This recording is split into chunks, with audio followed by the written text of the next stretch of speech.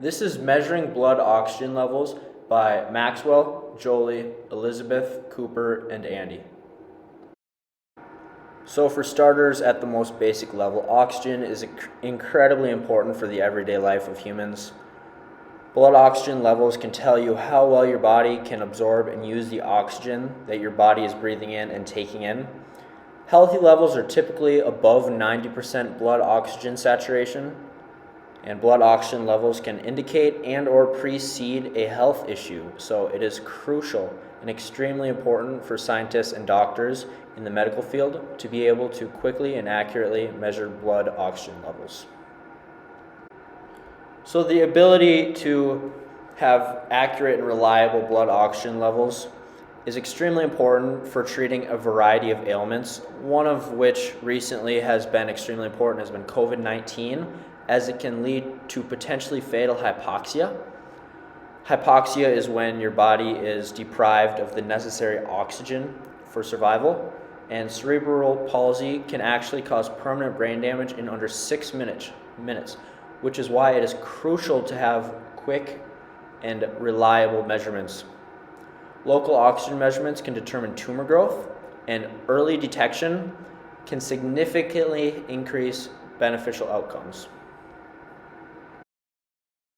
So the first method of measuring blood oxygen levels is the blood oxygen level dependent MRI, or the BOLD MRI. And the matrix for this measurement is the blood in the patient's tissue, which is measured externally.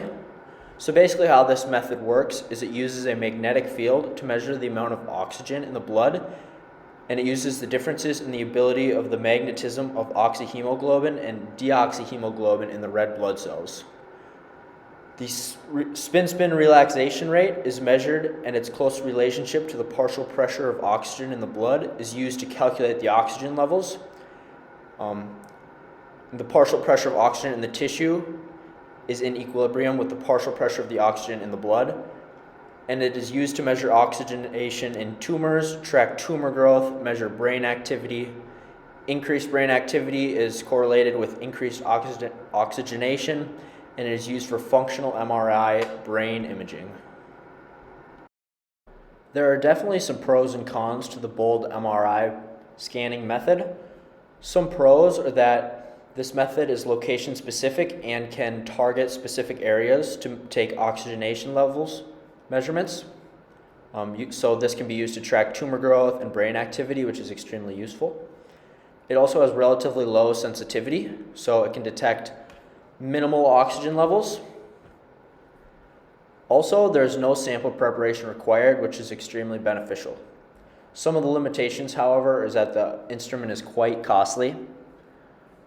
There's also a lengthy procedure required, and the patient must sit very still throughout the procedure, otherwise there can be errors in the data, and a possible interference can be from deoxygenated oxyhemoglobin in the blood, which can lead to errors in the measurements. The next method for measuring blood oxygen levels that we will cover is pulse oximetry, which is the most common method, and it is the least invasive way to measure oxygen saturation. The matrix for this measurement is blood in the finger, earlobe, or forehead. It is selective using spectrophotometry. Oxygenated hemoglobin absorbs a different wavelength of light than deoxygenated hemoglobin, so it can differentiate the two. There's a sigmoidal relationship between oxyhemoglobin and partial pressure of oxygen. Similarly to the BOLD MRI method, pulse oximetry also has its pros and cons. It is the most used method for many reasons. It is extremely fast, and there is no sample prep necessary. There are some limitations, however. Interferences from carboxyl hemoglobin is a possible interference, as well as dyes and nail polish can skew data. Recent smokers do have higher levels of carboxyhemoglobin, or CO, than non-smokers. Good blood flow is required, as vasoconstriction can lead to weak signals of blood oxygen levels, and this method requires has relatively high detection limits and is less accurate at O2 saturation levels of less than 70%. Overall has higher detection limits than the Bold MRI method, which is most definitely a con. The last method for measuring blood oxygen levels that we will cover is the arterial blood gas test, or ABG. An arterial blood gas test measures oxygen levels and carbon dioxide levels in the blood, as well as the pH level or acid-base levels of a person, which is usually in balance when you're healthy. The matrix of this measurement is blood from the arteries, and it is selective using blood gas analyzers.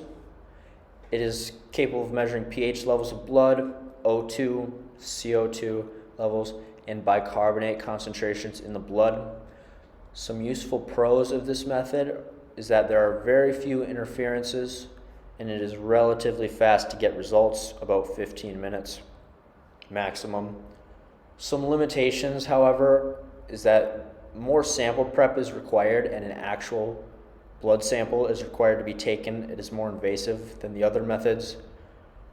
The blood sample must be taken from an artery, not a vein, which is usually more painful, and there are risks of bleeding, bruising, and infection.